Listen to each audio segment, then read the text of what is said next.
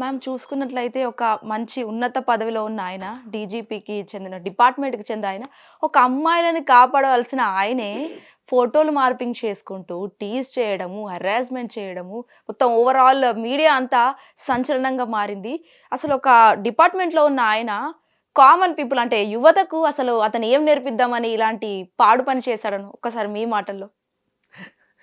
ఇప్పుడు ఆయన ఒక బాధ్యతాయుతమైన ఉద్యోగంలో ఉన్నాడు. రైట్. హ్మ్. ఆ ఉద్యోగంలో ఉన్న మనిషి ఇలా పోలీసు, హ్మ్.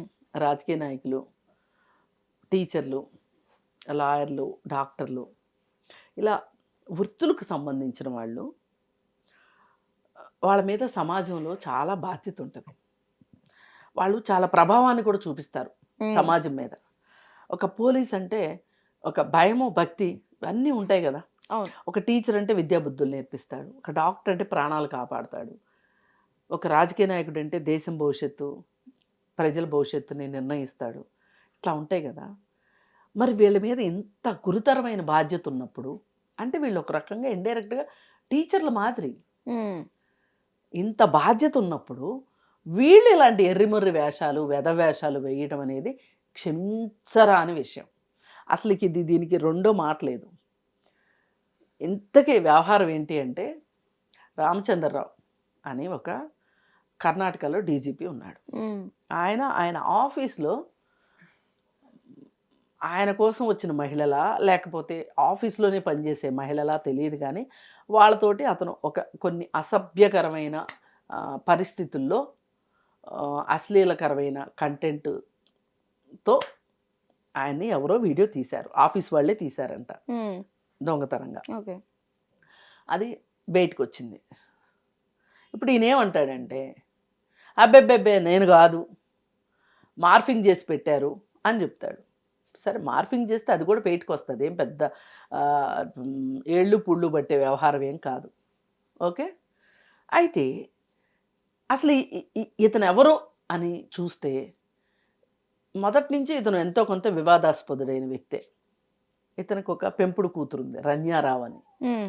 ఆ మధ్య ఒక 6 నెలల క్రితం అనుకుంటా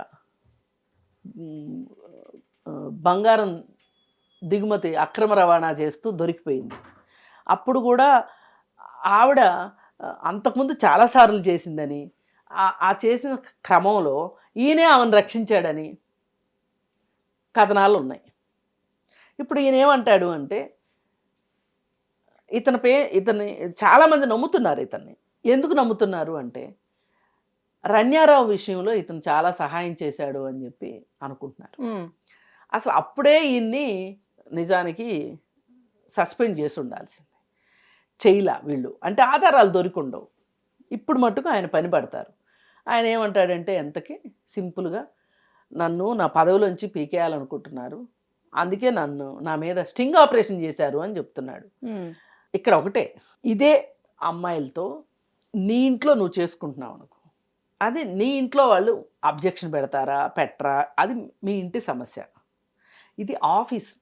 హ్మ్. ఆఫీస్లో ఇలాంటివి కుదరదు. వాళ్ళకి కన్సెంట్ ఉన్నా కుదరదు, కన్సెంట్ లేకపోయినా కుదరదు. నీ ఇంట్లో అనుకో, కన్సెంట్తో నువ్వు అందజేసుకో, కన్సెంట్ లేకుండా చేయకు. హ్మ్. ఇవి చాలా సన్నని గీతలే ఉంటాయి వీటన్నిటికీ మధ్యలో. వీళ్ళ మొద్దుబారిపోయిన చర్మాలకి, వీళ్ళ తీవ్రమైన విశృంఖలమైన కోరికలకి వీళ్ళకి బుర్ర ఆలోచించదన్నమాట. వచ్చిందే ఛాన్స్ అన్నట్లు, దొరికిందే అవకాశం అన్నట్లు వీళ్ళు ఈ విధంగా చేస్తారు. రైట్. అందుకనే మనుషులుగా ఉండాలి అని చెప్పింది ఇందు గురించే. నేను ఒక మనిషికి ఒక మనిషిలాగా ఉండే బాధ్యత ఉంటుంది. అది లేదు. ఇది వచ్చిన ఇప్పుడు ఇంకొకరు ఒక చర్చ మొదలెడతారు, ఆ ఆడవాళ్ళు ఎందుకు వచ్చారు అని. ఇదే అర్థం లేని చర్చలు అంటే. ఇంక రేపు అది కూడా వస్తుంది, మీరు చూడండి. అలా వచ్చే ఆడవాళ్ళు ఉన్నారు కాబట్టి ఈయన చెడిపోయాడు అంటారు, ఖచ్చితంగా చూడండి. అందుకని ఇట్లాంటి వాటిని ఖండించాల్సిందే. ఆ ఉద్యోగాలు చేసేవాళ్ళు కూడా ఒళ్ళు దగ్గర పెట్టుకోవాల్సిందే. పోలీస్ అంటే పోలీస్ అంతే.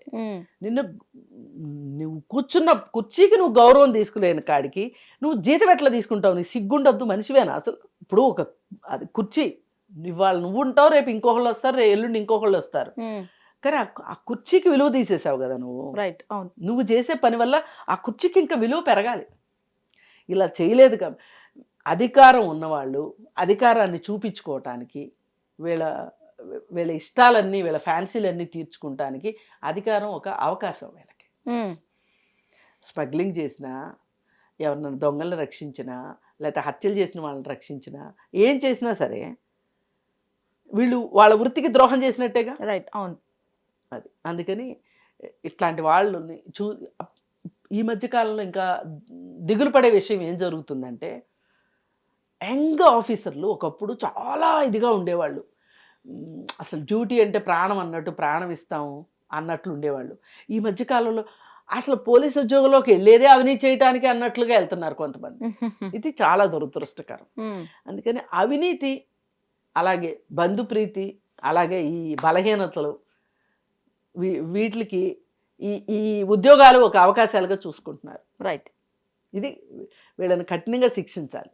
హిట్ టీవీ యాప్, ఇందులో short news, live news, entertainment shows, movies, digital magazines తో పాటు మీ జిల్లా వార్తలను కూడా ఫ్రీగా చూడొచ్చు.